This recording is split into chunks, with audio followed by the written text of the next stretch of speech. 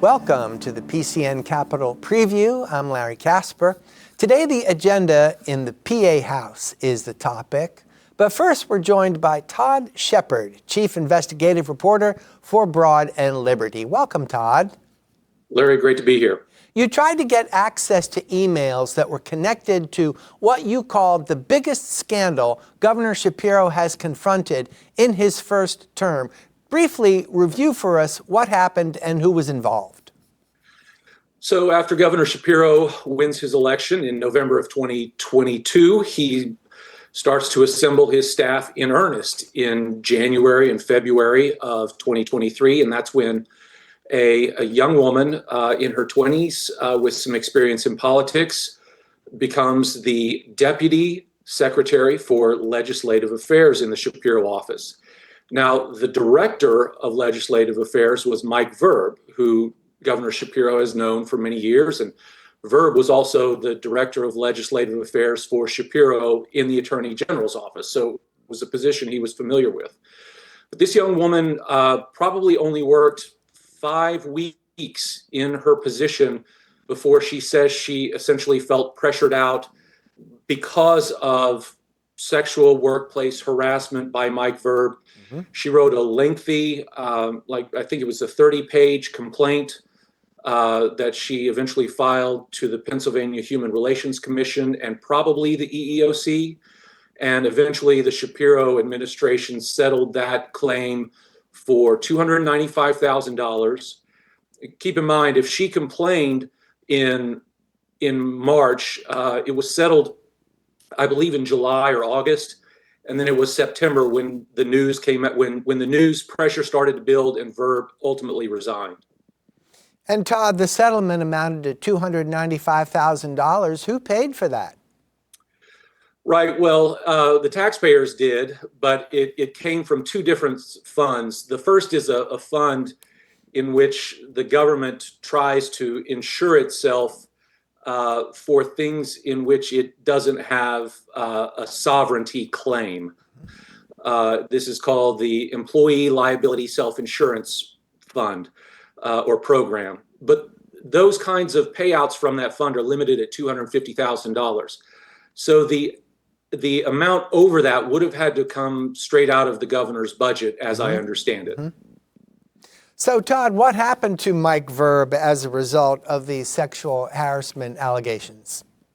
Well, Verb resigned in 2023. I can't speak as to whether or not he's gained any other employment. I've heard different rumors, but I have not verified any of that for myself.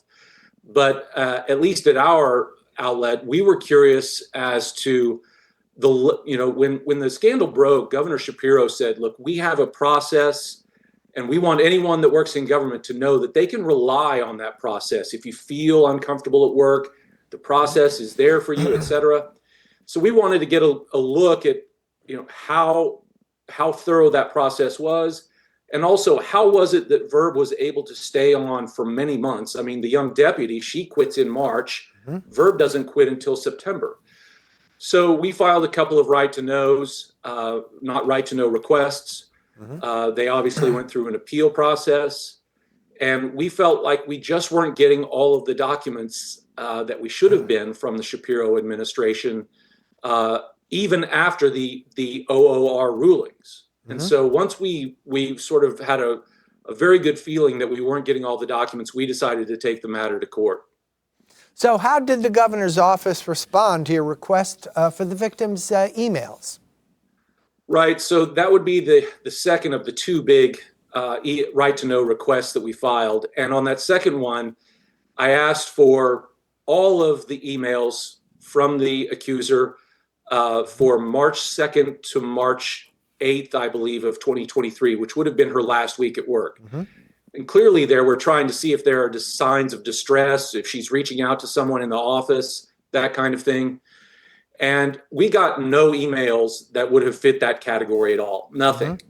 So we thought this was strange. When we went to Commonwealth Court, our attorney told the judge, Your Honor, it just doesn't make sense that a deputy legislator or a deputy of legislative affairs would have no emails for a 6 or 7 day period. That's just beyond belief. And so then the government's attorney got up and said, Your Honor, this notion that there were no emails, I take exception to. We leave open the possibility that the email simply no longer existed by the time we went to search for them. Well, this is problematic. I mean, my request was in March of 2024, so about 13 months after she left. And even then, according to state retention guidelines, if we're interpreting them correctly, and we realize that document retention guidelines are kind of a mess in Pennsylvania, but we feel most of her emails should have been saved for a minimum of 3 years, probably 8. Todd, what did you ultimately hope to learn from those emails? Had they been available? Had they existed? We're very confident they existed, and I'm very much in the process of trying to prove that now. But again, I think what we're looking for in those emails is the degree to which we might be able to see whether or not she was reaching out to confidants, whether she was clearly expressing her distress to higher ups.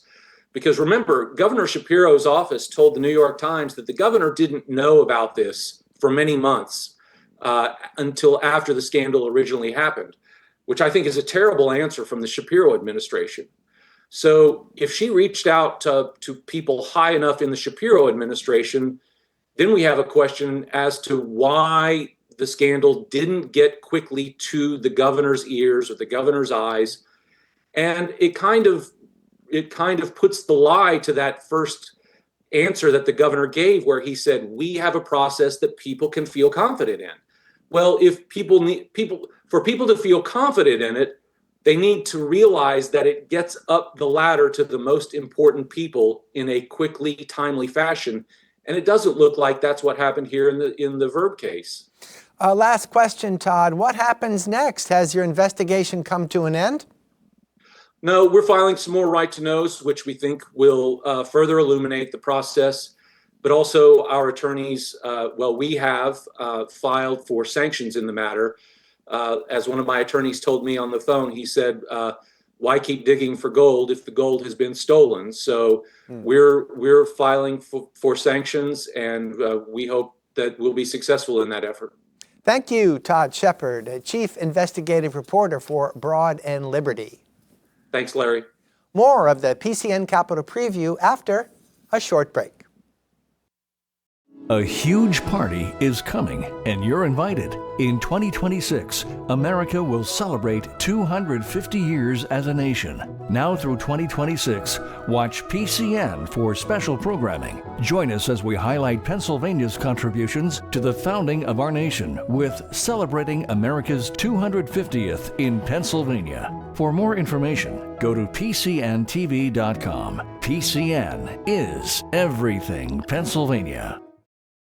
PCN is Pennsylvania history and culture. From the founding of our nation to the struggle for freedom and equality. Listen to the words of authors as they discuss Pennsylvania and the people, places, and events that relate to the Commonwealth. Celebrate our diversity, embrace the past as we look to the future, and be a part of building our nation.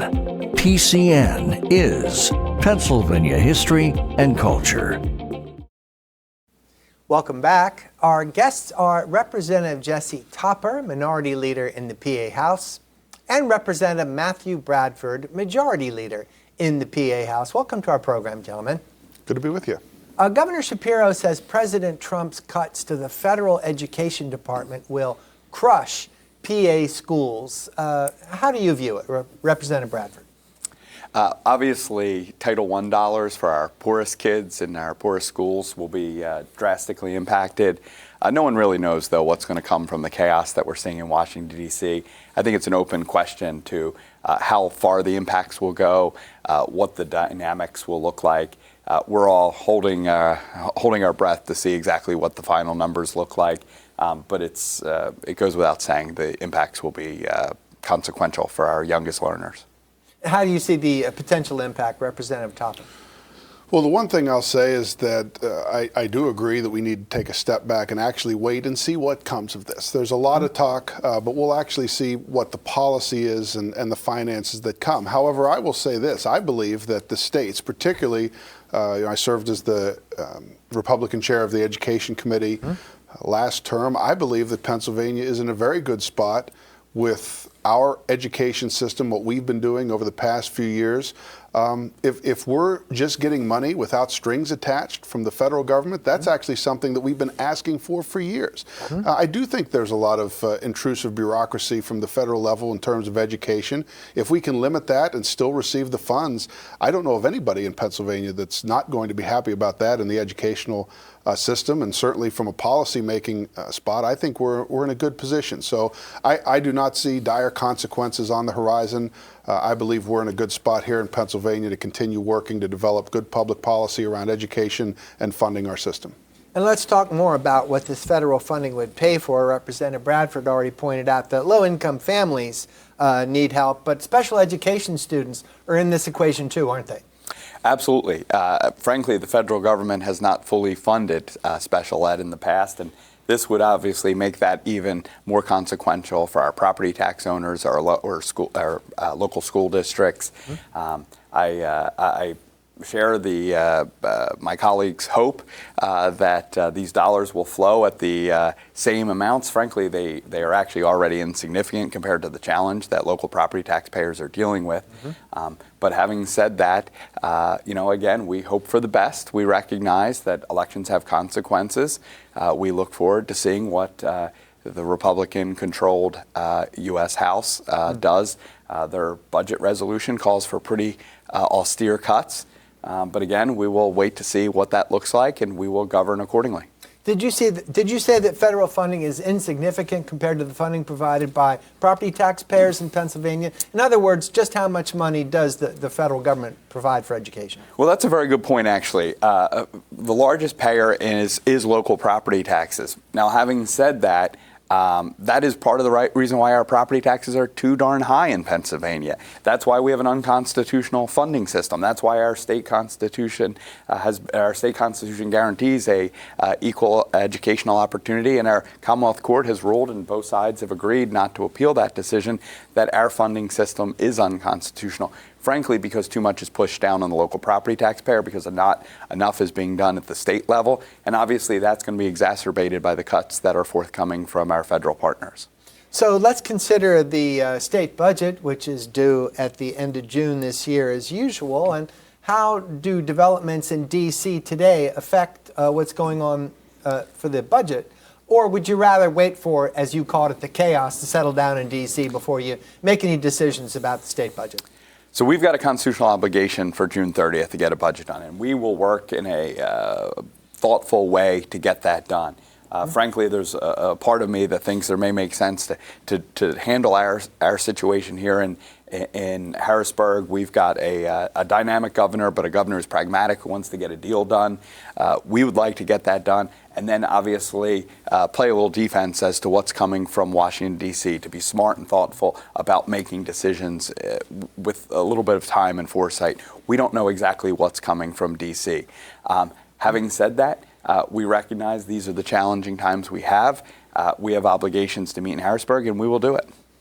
Representative Topper, you heard what Representative Bradford said about President Trump, and the governor has a similar opinion on President Trump, similar to Representative Bradford's. He's saying at this point, don't overreact, that President Trump has a tendency to walk things back. What is your view? Of his method of operation in general? I think it's effective. I think President Trump has shown, we saw in his first term, early on in the first term, some similar ideas of putting out a lot of concepts, saying, look, he ran on a lot of what he's doing right now. And we do believe, obviously many people believed, as we saw with the election results, that the federal government does need to be right-sized. And again, I'll go back to some of the things we've talked about in Pennsylvania for years. Too many strings attached to dollars, an intrusive federal bureaucracy. We have, and I think we are well positioned in Pennsylvania to make the public policy choices and the budgetary choices that are right for Pennsylvanians. And I believe the less that we have interference from the federal government, the better. And I don't think right-sizing that massive bureaucracy in Washington, D.C. is a problem for us at all. And I think in the end, it will actually help turn our national economy around. But in terms of our local, I'll say our local in Pennsylvania, our budget, we need to make significant public policy changes for our direction of the economy here. And we can look at budget numbers all we want. Over the next few years, if we don't create economic growth in a significant way, particularly in the energy sector, I believe we will be looking at shortfalls here in Pennsylvania, regardless of what happens at the federal level. So that's has been our focus. It will continue to be our focus. Representative Bradford, Senator Pittman, Senator Costa, Senator Ward, Speaker McClinton, everybody who's been involved, I think wants to see us move the ball forward. It just comes down to how we do it, right? How do we attract that kind of pro-business economy here in Pennsylvania and private sector growth that we're going to need to sustain budgets, not just this year, but 5, 8, 10 years into the future. Long after there's a new administration in Washington, we need to be prepared here in Pennsylvania. Governor Shapiro said to laid off federal workers that they ought to apply for Pennsylvania state jobs. How do you respond to that? Well, obviously, there's going to be real challenges. My good friend uses the word effective to describe the current president. Effective in terms of the economy is now teetering on a recession. Obviously, the stock market has taken numerous tumbles as a consequence of some of the hyperbole that comes out of the chief executive. And frankly, costs continue to go up as a result of the tariff war that we've created with our friends and allies. These are very problematic. They're going to have real impacts, not just on the Commonwealth's budget, but on Main Street budgets and regular Pennsylvanians' budgets. So we are deeply concerned about that. Having said that, as Elon Musk goes about his effort to frankly slash and burn the federal government, where I would argue the way you deal with inefficiency in government is in a bipartisan, thoughtful way, frankly with a scalpel, not a chainsaw, as Mr. Musk famously showed in his billion-dollar way. What I would suggest, though, is we're going to have a lot of fellow Pennsylvanians that are going to be without work. And we recognize that if we do go into this recession, as the president has predicted, as he puts people on the unemployment line, we're going to have to find them work. If the state has the opportunity, we should obviously be good partners. Hopefully the private sector will be able to absorb some of these costs and layoffs as well. But we recognize that the actions in the federal government will have real and profound impacts here in Pennsylvania. The private sector is in need of many of these skilled and employees. We see that there's not a business owner that you will talk to that said they are, they don't have positions that need filled. They need to see their businesses grow. They need to be able to continue to add to the payroll. The last thing we need to do in Pennsylvania is continue to add to our own bureaucracy. In fact, I would say that this is a very good time for us to look if there's a job open. Is that job needed? If it's not, it's time to move on. If it is, we need to find somebody qualified to fill it from regardless of where they come. So look, some of this is back and forth with the governor and the president, and I understand that. But from an actual perspective of looking, and while I appreciate Leader Bradford's thought process, I must say that for years, and Republicans and Democrats both in administrations have talked about right-sizing federal government. What does that mean? Well, that's personnel. That's personnel at many of these bureaucracies. And this is how you do it. It's painful at times, but it is correct. It is what we need to see if we want to bring the intrusive federal government back to a spot that I believe our founders viewed it, and it will take a little bit of time, but I don't know that you can go at it in any other way than what we're seeing at the moment. What do you think of the governor's invitation to laid off federal workers to come to Pennsylvania and apply for a job? I infer from that there are vacancies. Again, I think if there's a vacancy at the state level, we need to first examine whether that's something that we need here, because I don't talk to too many constituents or too many folks around the state that think we are underemployed at the state level. However, in the private sector, that's where our economy needs to grow. And so I absolutely think we need to create private sector jobs here in Pennsylvania, change our policies moving forward to be more pro-growth. We've made some improvements in terms of accelerating the corporate net income tax reduction and getting rid of capital gains. We've tried to do everything we can over the past few years to incentivize businesses to come here through tax credit programs. But now we need to say, what is our overall tax structure? What is our and I think the more important thing, what is our regulatory structure here in Pennsylvania that could be changed to have economic growth in the private sector? All of those folks should be wanting to come here and work in those industries. I think trading bureaucracy for your bureaucracy, I think it's the wrong approach. I've said so, and we'll continue to.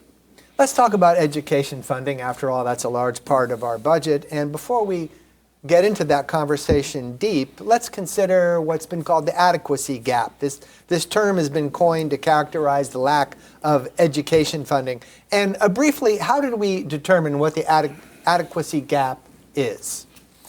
Yeah, so obviously I referenced this in regards to the cuts that are forthcoming at the federal level in terms of education, the impact on property taxpayers. But specifically, there was a court case brought finding that Pennsylvania did not adequately fund public education. Right.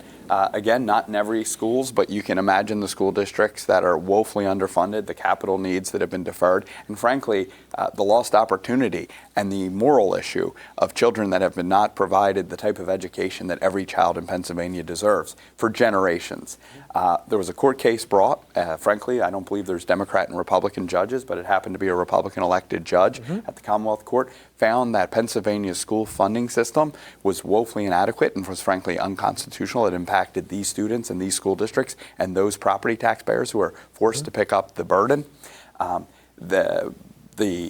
commission was set up in a bipartisan way, Democrats and Republicans, in a thoughtful manner. There was not an appeal of the Commonwealth Court case. And what was agreed on was over about 8 to 9 years. It's a political process. We didn't want a court-mandated solution. But legislators got together. As part of last year's budget, we made the first installment, frankly, a $526 million down payment in terms of dealing with the equity and adequacy issues that we have in these impacted school districts, to start bringing them up, not stealing from Peter to pay Paul, but literally bringing all Pennsylvania students up to a constitutionally acceptable level of educational resources. Well, does the adequacy is it a formula that involves objective numbers? Absolutely. There was a study done. There was based on the weighted cost of educating a child, and it was basically looked at with a horizon of several years out to how do we get to that number. Now, the Joe Pittman, the Senate Majority Leader, says the adequacy formula has inherent unfairness in it. So it seems that does his opinion here signal a new debate again on education funding? I like and respect the senator very much, but if he wants to appeal the Commonwealth Court case, he can do that, obviously to the Supreme Court. My inclination is that we've made progress. I don't think we need to re-debate the issue or relitigate the issue. I think we need to get about the business of making sure that every child has an opportunity to succeed in our constitutionally required public schools. I think to Senator Pittman's point, one of the issues that we have is we can try and make these numbers work the best we can. And I was on that Basic Education Funding Commission. I saw a lot of what went into it. We had to, even what was proposed by the Basic Education Funding Commission was not what was fully adopted by the House and the Senate, because it is a process that has to come before the entirety of the General Assembly. But where Senator Pittman and where I see this is that there's still policy changes that have to be enacted in order to truly create a transformational educational system. We can try and mix and match the dollars as best we can, but we still have a divide, whether it be in poor rural Appalachian schools like the ones I represent, or whether it be some of the more wealthy suburban areas, whether it be some of our urban environments. Every child in Pennsylvania must have access and an opportunity to access a high-quality education. And that could look different based on where they are, what part of the state, what kind of schools are available. We need to ensure that every school that they have the opportunity to go to, whether it's public, private, charter, cyber charter, whatever it is high quality, and has the ability to meet the student's needs where the student and the family are at. And unfortunately, there's no adequacy formula that by itself will fix that. And I think that as Senator Pittman and as I and many in both sides of the aisle have looked at this over the years, we know that changes have to take place within the system. We have to look at our number of school districts. We have to look at the local property tax issue and how just across the train tracks there could be completely different forms of taxing when it comes to property and the schools, and how do we make this so that the cost of education and the delivery of the performance results are actually meeting one another, because that's what we haven't seen. And so yes, did we make some progress? Absolutely. We have a long way to go, and I think that's where the senator and myself are as we move forward in this budget process. We also have to continue on this idea of transformational change. If we were to start the education system today, would not look like the way we started it, years and years ago in the industrial age, where we were bringing kids in front of the same type of classrooms and there was a lecture in front. The education and the delivery of it has changed. We need to be dynamic and change with it, and we are very slow to do so at the educational level. Well, back to the dollars and cents aspect of education funding. A big increase happened last year. Another increase is proposed for this year. How many more increases are needed in order to fill this adequacy gap we've been talking about? Yeah, so it would probably be an 8 or 9 year process to get to where we need to be. But I also will give my colleague credit. I will say, listen, there is no glide path that education needs to be on. We need to be dynamic. We need to be reform-oriented. We need to make sure that every public school in Pennsylvania is not just resourced sufficiently, but frankly is run in a way that provides the kind of accountability and results that we want. And listen, there should be no willingness to accept failure. I am a believer that our public schools are the greatest engine, not just for harnessing the energy and the vitality of this Commonwealth. They are the future of this Commonwealth. They are our future taxpayers. They are our children. We have a moral obligation to get this right. So having said that, we should have a consensus around the idea that we can do more. Yes, we have to get the funding right. The Constitution requires that. But we should be open to have discussions about any and all ideas that the good gentleman brings forward. This budget season will be my 12th in the General Assembly. Education funding has been increased every year, at different levels, but it has been increased every year. And to Leader Bradford's point, we have a constitutional obligation to provide educational opportunities for K through 12. We need to do that. But then that question also has to be asked is, where is that accountability in terms of the results? And when we're talking results, I want to be very clear. I'm not just talking standardized testing scores, because I've been against that being the only metric we use for success for a long time. We need to look at where are our career and tech programs. I mean, we have kids who are on waiting lists to get into career and tech programs, thousands across the Commonwealth. In the year 2025, that's unacceptable. If this is an education that has been determined by a student and a family that they want to pursue, to stay in Pennsylvania, to participate in our economy, to live here, and we're saying, well, we don't have room there, but we're going to kind of keep force feeding this old way of doing it until we figure something better out. That's unacceptable. So there are areas that we can definitely improve, and as I said before, be dynamic as we move. We can walk and chew gum at the same time, right? We can continue transformational change within the system as we see the dollars invested rise. All right, thank you, gentlemen. I'm going to give you a break for a minute while we look at program notes for PCN. The PA Fish and Boat Commission makes their annual report at a meeting of the PA House Game and Fisheries Committee. That'll be on Wednesday, live at 9 a.m. On the issues has Senator Lisa Boscola on the subject of utility shutoff law. That's Wednesday at 7 p.m. Then right after that, Mitchell Keurig from the PA Farm Bureau talks about policy that could benefit farmers and rural communities. He's on Wednesday at 7:30 p.m. Human Resources will be the subject of a conference hosted by the PA Chamber of Business and Industry. We'll have that for you on Thursday at 10 a.m. On Journalist Roundtable this week, Kristen Smith from the Center Square, John Cole from the PA Capitol Star, and Linda Stein from the Delaware Valley Journal bring us up to date on the latest news from the state capitol. They'll be here on Thursday at 7 p.m. At the PCN Capitol Preview for next Monday, the topic will be Pennsylvania's minimum wage. Our guest will be Representative Jason Dawkins, Majority Chair of the PA House Labor and Industry Committee, and Representative Aaron Bernstein, Minority Chair of the Subcommittee on Workers' Compensation and Worker Protection. They'll both be here Monday live at 9 a.m. The public affairs coverage you watch on PCN TV is now free of charge on the internet. Go to PCNTV.com and check out our streaming service, PCN Select. PCN is Everything Pennsylvania. We're a 501c3 nonprofit television network that relies on viewers like you. To make a donation, visit PCNTV.com.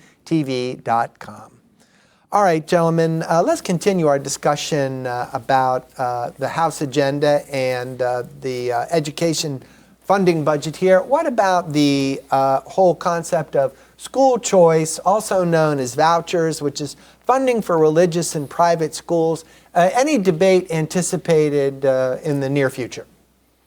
Well, I would say this. Before we're going to have discussions about funding private schools, we need to make sure, as we just kind of touched on, that we're fulfilling our constitutional obligation to our public schools. There's only one constitutional claim in this regard, and that is to make sure we're funding public schools. We also have a pretty robust private option already through the Earned Income Tax Credit Program.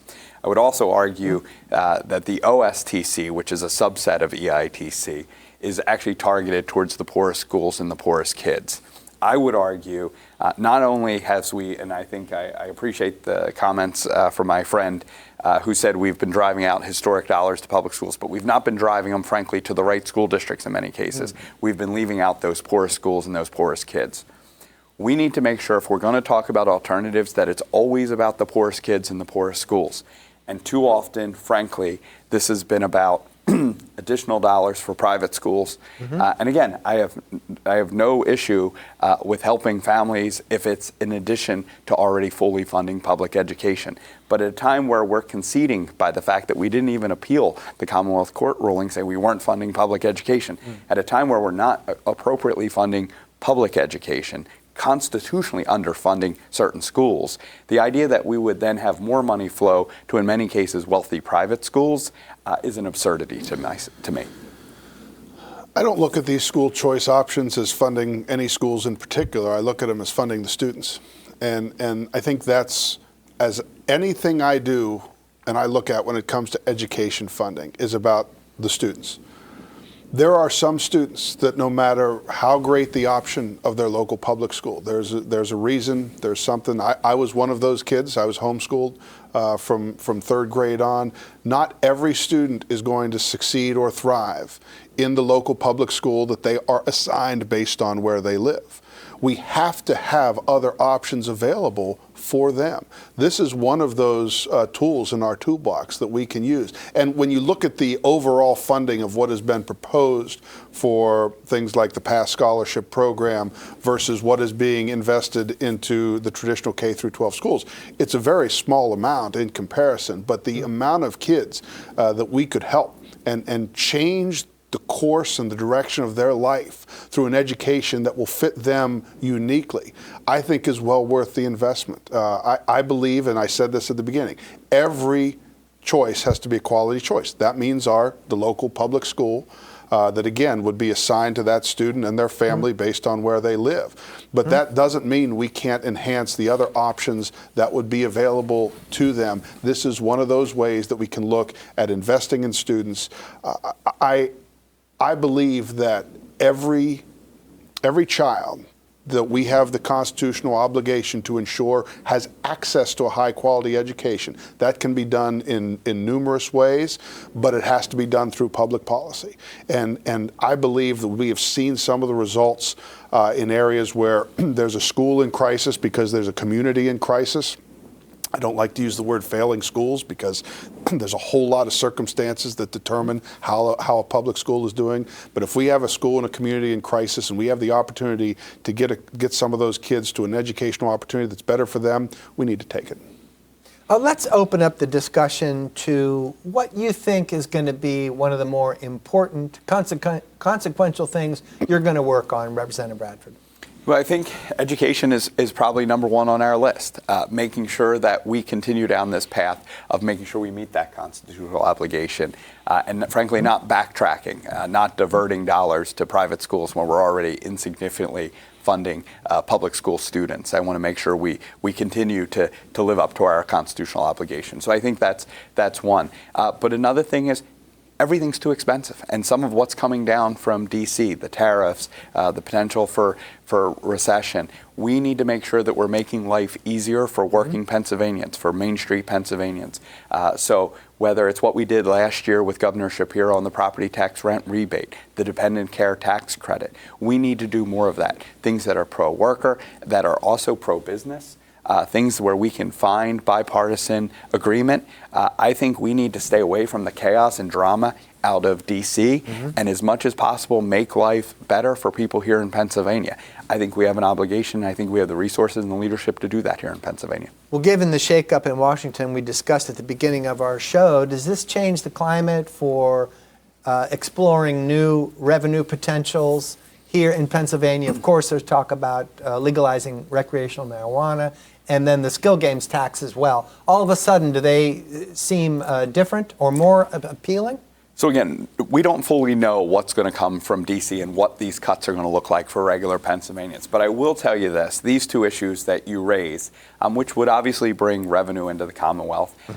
But for me, it's more about, okay, what are we doing if the facts continue to just go past us?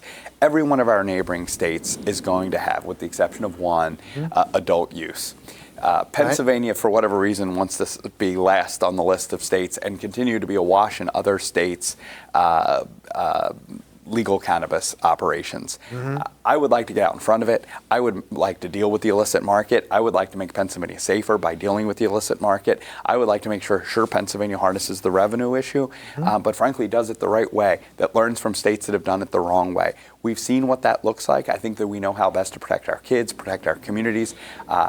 I must say, I think there's an opportunity to do right on the revenue side as well as on the public safety side, and once and for all deal with the illicit market, recognizing that all the other states' decisions to move forward with legal cannabis means Pennsylvania, it's already here. So why are we ignoring it?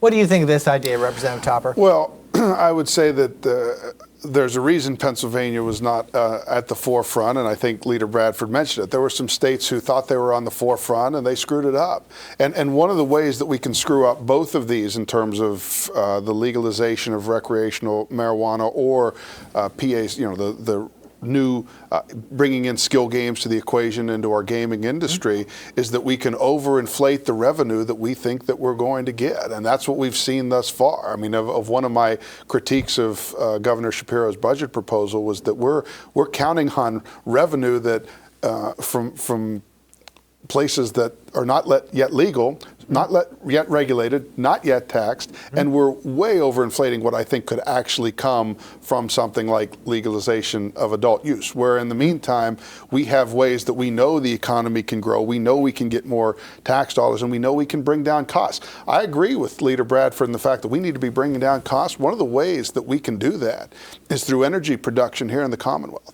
Since Governor Wolf took us into the regional greenhouse gas initiatives, not one gas-powered plant, not one generator has been built here in Pennsylvania when we have the natural gas under our feet to do it. Meanwhile, they're being built in West Virginia, they're being built in Ohio, and I guarantee you that's bringing in way more revenue to those two neighboring states than any amount of recreational marijuana. We need to do that here in Pennsylvania.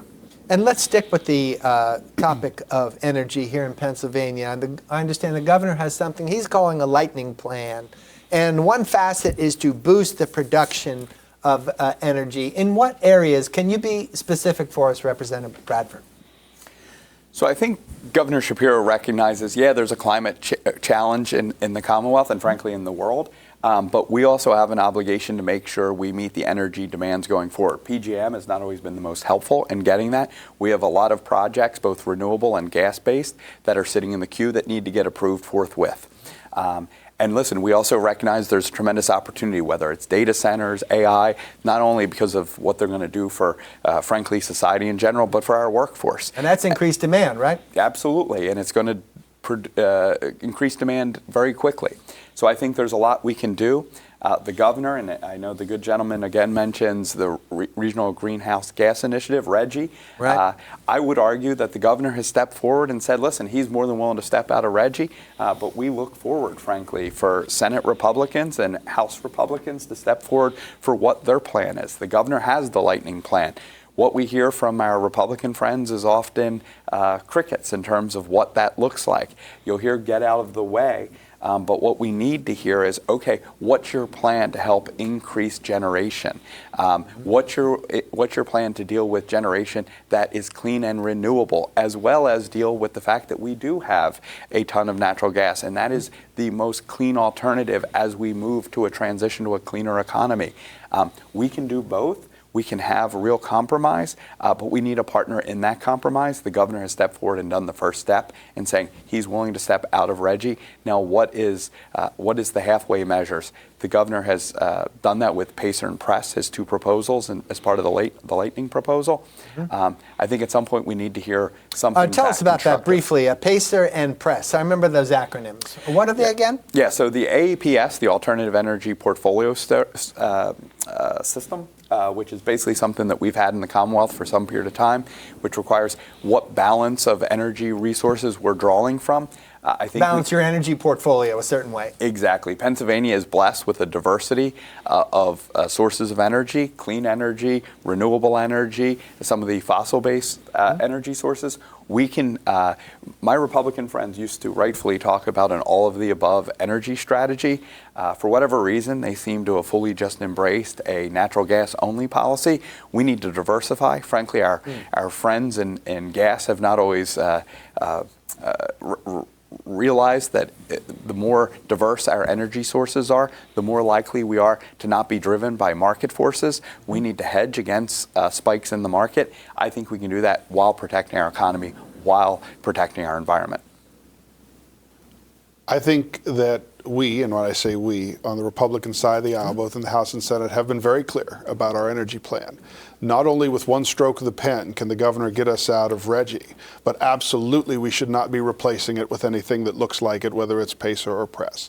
That is a plan. Getting out of the way is a plan. Making sure that permits can be deemed approved if DEP does not move on them within a certain amount of time is exactly, if they're able to build these plants in West Virginia in 18 months, it's not because somebody sprinkled the magic fairy dust in West Virginia. It's because their public policy when it comes to regulatory environment has made it such that they can get shovels in the ground and start getting the product out of the ground sooner. We absolutely believe there needs to be coal as part of the equation. We absolutely believe that nuclear can be part of the equation. I'm for any source that can stand up on its own in a market and provide relief to the grid that we so desperately need because we are stretched. You can say you want to bring all the data centers in that you want. If you don't have the power to flip switches and have lights come on, it's not going to matter. And that's where we're headed in the next couple of years. And so the lightning plan is to be able to let the private sector in this market work at lightning speed. We're the ones who get in the way of that when we have permits that sit and sit and sit and sit and are moved from desk to desk to desk. That's the kind of policy we need. I do believe that getting out of the way is absolutely an answer. And we have said RGGI can go, anything else needs to go that looks like it. That's a disagreement, but that has been our counter proposal. So I think that we've been clear in what needs to happen on the generation side, and again, not subsidizing things that don't work with taxpayer dollars. Instead, letting what works go, and I think we can do that. I think we have a tremendous opportunity with what is underneath our feet to get it out of the ground and get it to market. And we need to do that now because even under the best of circumstances, these things aren't built overnight. You can't generate power overnight. So we're trying to prepare for what we know is coming. And in the meantime, it's about bringing down those energy costs that really are stifling for families as well as businesses in Pennsylvania. Now, I understand that lithium mining may have a future in Pennsylvania. What can you tell me about that? Well, again, anything we're open to. You use lithium to make batteries, of course. Yeah, we're open to anything that we can get out of the ground that helps with energy production. And I think that if there's opportunity, we have folks that are willing to do it. Here's the thing about Leader Bradford and myself. We're not the ones digging it out of the ground. We're the ones who, thank God, in many ways, I'm sure, as my skill set might not lend itself to any of that, but we're the ones that create the policy that allow for these things to be mined and to get out of the ground and to support our economy. And I understand when you mine lithium, somehow it's tied to fracking for natural gas and wastewater. I don't know much about it. Yeah, and I think, again, whether it's Leader Bradford or myself, the science behind it, not exactly sure. The policy about getting it done all comes back to regulation, and that's something that we can work on at the state level.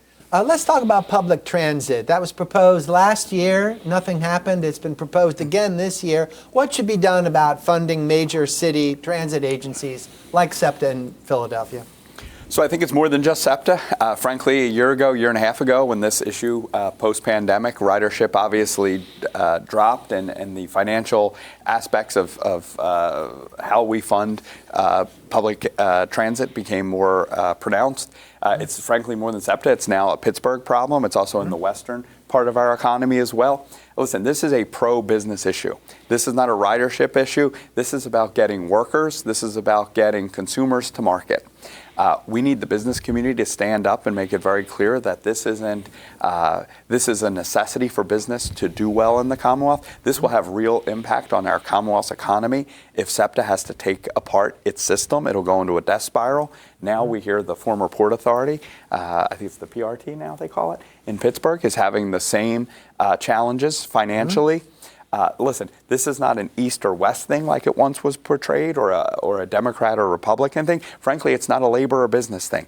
We all have a vested interest in making sure that mass transit is funded and viable, and it is there for our job creators as well as for those who need to get to those jobs. Well, how big a role should government take in helping these agencies sort out their problems?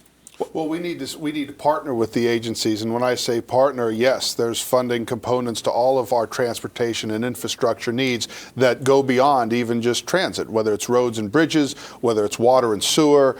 Anything, though, that we do, we also have to acknowledge, and I think we've seen the acknowledgement, whether it's from SEPTA or whether it's from PRT out in Pittsburgh, that there does need to be changes, fundamental transformation at the way that all of these systems have worked in the past. As we see those changes, and as we know that every dollar we invest is an investment that is not being wasted, is an investment that is going to what we need from our transportation infrastructure here in Pennsylvania, I think we can work alongside with anybody. I will say this, when it comes to transportation funding of any kind, this is where a five-party deal will need to be reached. And we have been clear that there's certainly one individual that can bring those five parties together on this deal, and that is the governor. I think you have willing participants in each caucus in the House and the Senate, but it is going to be a comprehensive transportation deal that must come together in order to see this problem fixed. And let me just say this, and this is one of the challenges we have, and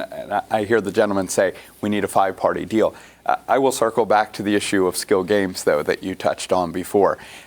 For reasons I don't quite understand, some folks decided that they were going to tie skill games legalization to funding mass transit.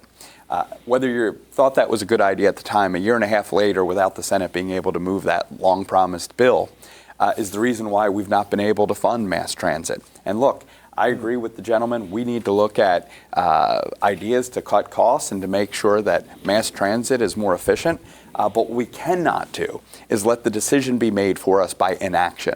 And that is exactly what's happened on the skill games issue and now as it affects mass transit.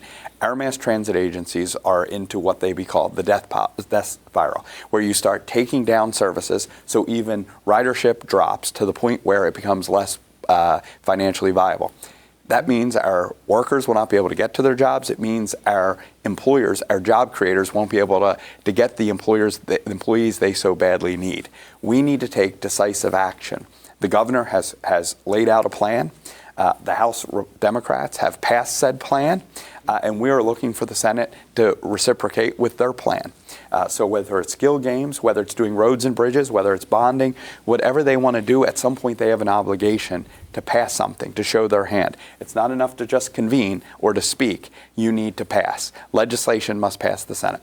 That also legislation, in order for it to pass, is something that you feel is also going to be signed into law. And whatever has happened in the past, in terms of past sessions, are the past. We're in a new session now. We're in a new reality when it comes to many of these issues, including bringing some stability to our gaming industry, which produces a great deal of revenue at every level here in Pennsylvania, and the kind of sustained revenue that will be needed moving into the future as we make decisions on transportation and other issues. Well, and I really do appreciate the comment about skill games and that we have to take action. I feel like much like the marijuana issue, facts on the ground are overtaking us. Our inaction is the reason why decisions are already being made. Other states around us have made the decision, frankly, because we have an illicit market in marijuana, frankly, because we have skill games already going into stores. The legislature, frankly, the Senate must take action on these issues. If you don't, the decision will be made for you. Our guests have been Representative Jesse Topper, PA House Minority Leader, and Representative Matthew Bradford, Majority Leader in the PA House. Thank you for being here. PCN's Ellen Franz talked about nurses' safety with Maureen May, President of the PA Association of Staff Nurses and Allied Professionals. Welcome to our program. For those who may be unfamiliar, can you describe the work of your organization? Yes, my name is Maureen May. I'm a registered nurse, and the organization at PASNAP is Pennsylvania Association of Staff Nurses and Allied Professionals. So we are the representing body for 11,000 members in the state of Pennsylvania, across the state of the Commonwealth. So we do advocacy work. I like to say that it's a patient advocacy job, and we do represent our members, and we are a union. Since the shooting at UPMC Memorial Hospital in York County, much has been said about the safety of nurses. What would PASNAP like to see done to better protect nurses on the job? I would say that it starts with a basic assessment plan of where the risks are in any organization. By example, I went to negotiations in a hospital up in Nipana, northeastern PA, and when I sat in negotiations, the nurses were asking for basic protections, security at the door, bonding of patients or family members when they come in, and even just where the doors of access are, having protections there. But the hospital system is not willing to put into those hospitals those measures. And my question to the hospital system was, do you have even a basic assessment plan? And are you bringing the nurses and the patients' advocates at the table to help you assess where those risks are? And at that particular negotiation, they said, I don't know. So when you have hospital systems that don't have risk assessments to start with, it's the goal is to have a risk assessment at every facility, wherever you are in healthcare, and also to bring the people that are actually providing the care, healthcare providers, nurses, whoever that worker is, whether it's a physician, a nurse, a social worker, lab folks, to the table to tell and explain where those risks are and how to mitigate them in the future. What are some examples of violence that nurses may experience while out on the workforce? It's not just nurses, but nurses are 5 times more likely to be hit, spit on, verbally assaulted. Verbal assaults happen continuously. We don't see verbal assaults as scary as getting hit, but we get hit, pinched, spit on, bitten. In one of our health systems or hospitals here in Philadelphia, a healthcare worker had their finger bit off, and they will never, ever regain what they had prior to that. So it's from verbal assaults, which can be scary, and threats, especially, the threat of I'm going to get you when you leave here, to having a finger bitten off, the most severe. So we see it every day in hospitals and health systems. Especially in acute care facilities, we see it more so. but it doesn't mean that it doesn't happen on outpatient facilities. Representatives Leanne Kruger and Bridget Kozierowski are co-sponsoring a bill to create safety committees at healthcare centers. What would these committees do? These committees would give us a seat at the table to start with, to actually work with the health system and go to a bargaining table where they say, well, we don't even know if we've had an assessment yet in an acute care facility, would give us a place at the table to say, hey, in this entrance, folks are coming through the door, nobody's watching, there's no cameras. We are the ones that can tell the management team where those risks are. You can bring a consultant in to look at those risks and to say, this is where we need to correct and make this hospital or facility much safer. So it starts with having a seat at the table. That's the most important thing for us, and is having that seat to share with the non-direct care people what is happening. And then it also gives protections, and it's also a reporting mechanism. Should the Department of Health be aware of how many times, any healthcare worker gets threatened or, feels assaulted or threatened in their job? There has to be some level of reporting to legislate. To legislate safety seems, unusual, but we have to, and that's what we see. And it's just not about union facilities. This is a union that pushes this forward, and we have been working with Leanne Kruger. And by the way, Representative Kozierowski is a registered nurse, so she knows about those risks. And they are two warriors in the pursuit of getting some basic legislation, common sense to prevent workplace violence in healthcare facilities. Lastly, besides staff safety, what are some other priorities of PASNAP? Oh, of course, staff safety starts with proper staffing. So part of what makes a patient or a family member or folks escalate into violence is the frustration that they feel with not getting the proper care that they need for their family member. So when you watch your family member suffering, it obviously creates a very high emotion within yourself. And that's why we suffer that too. It's not just the patients, it's the family members that are also, I've said this before, we take care of our family, and we take care of our family members of the patients as well. So we have to make sure that we have the proper staffing to provide the proper care. And that's where we can mitigate part of the risk with workplace violence. It's always the point of entry, the response when we do have violence, and also how do we do that assessment afterwards and mitigate that risk. So that's what we're looking for. Maureen May, President of the Pennsylvania Association of Staff Nurses and Allied Professionals, thank you for your time. Oh, thank you. Thanks to Ellen for that interview. Before we go, a reminder about the PCN Capitol Preview for next Monday. The topic will be Pennsylvania's minimum wage. Our guest will be Representative Jason Dawkins, Majority Chair of the PA House Labor and Industry Committee, and Representative Aaron Bernstein, Minority Chair of the Subcommittee on Workers' Compensation and Worker Protection. They'll be here on Monday live at 9 a.m. That's it for the PCN Capitol Preview. I'm Larry Casper. Thanks for watching.